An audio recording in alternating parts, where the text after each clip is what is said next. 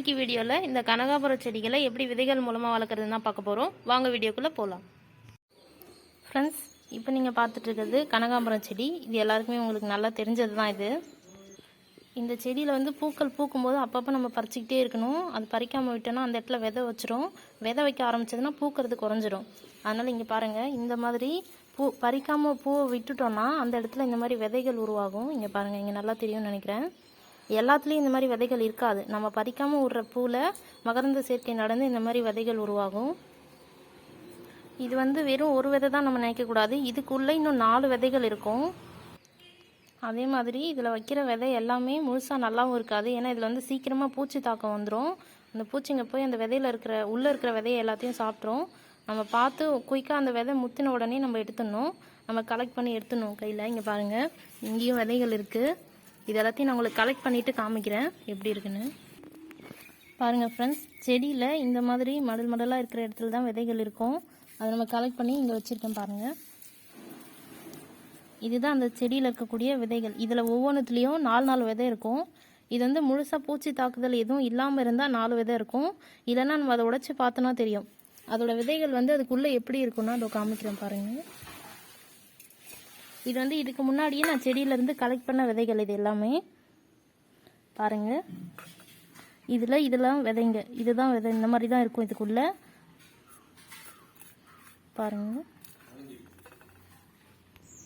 Friends. இந்த விதையை நம்ம டைரெக்டாக செடியிலேருந்து எடுத்து அப்படியே போட்டால் சரியாக முளைக்காது. அதனால் நல்லா வெயிலில் காய வச்சுக்கணும். இது நம்ம காய வைக்கும் போதே இந்த மாதிரி விதை வெடித்து அதுக்குள்ளே இருக்கிற விதைங்க வந்து செதறிடும். அதனால நல்லா ஒரு அகலமான ஒரு பாத்திரத்தில் போட்டு காய வைங்க, ஒரு பிளேட்டில் போட்டு. இப்போ இந்த விதையெல்லாம் நான் விதைக்க போகிறேன். இதுக்கான மண்கலவை நான் தயாராக வச்சு லைட்டாக விதைச்சும் விட்டுட்டேன். இதில் வந்து 2 பங்கு சாணம் இருக்குது, 1 பங்கு தோட்ட மண் கலந்து நான் ரெடி பண்ணி வச்சுருக்கேன். இதில் ஃபில் பண்ணி இந்த மாதிரி இடைவெளி இருக்கிற மாதிரி விதையை போட்டு வச்சுருக்கேன்.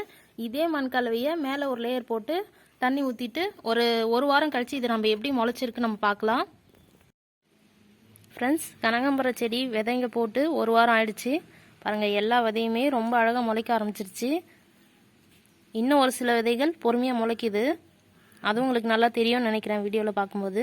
பாருங்கள், இந்த விதைலாம் இப்போ தான் முளைக்க ஆரம்பிச்சிருக்கு. இன்னும் கூட முளைக்கும்.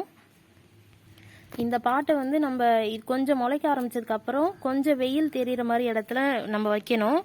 இது வந்து கொஞ்சமாவது வெயில் தேவைப்படும். ஏன்னா இல்லைன்னா நாற்று வந்து சரியாக ஒழுங்காக வளராது. ஒரு மாதிரி நீட்டமாக உயரமாக வளர்ந்துட்டு போகும். ஆனால் பூ வைக்காது சரியாக. அதனால நாற்றுலேருந்தே கொஞ்சமாவது வெயில் கிடைக்கணும். அதுக்குன்னு நல்ல வெயிலையும் வச்சிடக்கூடாது. ஒரு கால நேர வெயில் மட்டும் இந்த செடி மேலே படுற மாதிரி இடத்துல வைக்கணும். இந்த இடத்துல நான் இங்கே தான் நாற்று எல்லாத்தையும் வைப்பேன். இந்த இடத்துல வந்து காலையில் ஒரு 10 மணி வரைக்கும் லைட்டாக வெயில் இருக்கும். அதனால இந்த இடத்துல நான் வைக்க போகிறேன். இது இன்னொரு 10 நாளுக்கு அப்புறமா நம்ம எடுத்து நடவு செய்யலாம். அப்போ வளர்ந்துருக்கிறப்ப உங்களுக்கு காமிக்கிறேன். ஃப்ரெண்ட்ஸ், நம்ம கனகாம்பர விதைகளை போட்டு கிட்டத்தட்ட 1 மாதம் ஆக போகுது. பாருங்கள், ரொம்ப அழகாக வளர்ந்து வந்திருக்கு செடிகள் எல்லாம் ஓரளவுக்கு வளர்ந்து வந்துருச்சு. இந்த ஸ்டேஜுக்கு மேலே நம்ம செடிகளை தனித்தனியாக பிரித்து நடவு பண்ணிக்கலாம்.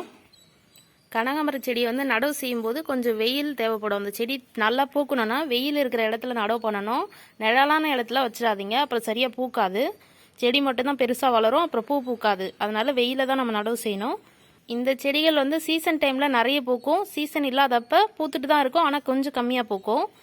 மற்றபடி இந்த செடி ரொம்பவே அழகாக இருக்கும் நம்ம தோட்டத்தில் வைக்கும்போது. ஓகே ஃப்ரெண்ட்ஸ், இந்த வீடியோ உங்களுக்கு யூஸ்ஃபுல்லாக இருந்திருக்கும்னு நினைக்கிறேன். தேங்க்யூ. தேங்க்ஸ் ஃபார் வாட்சிங்.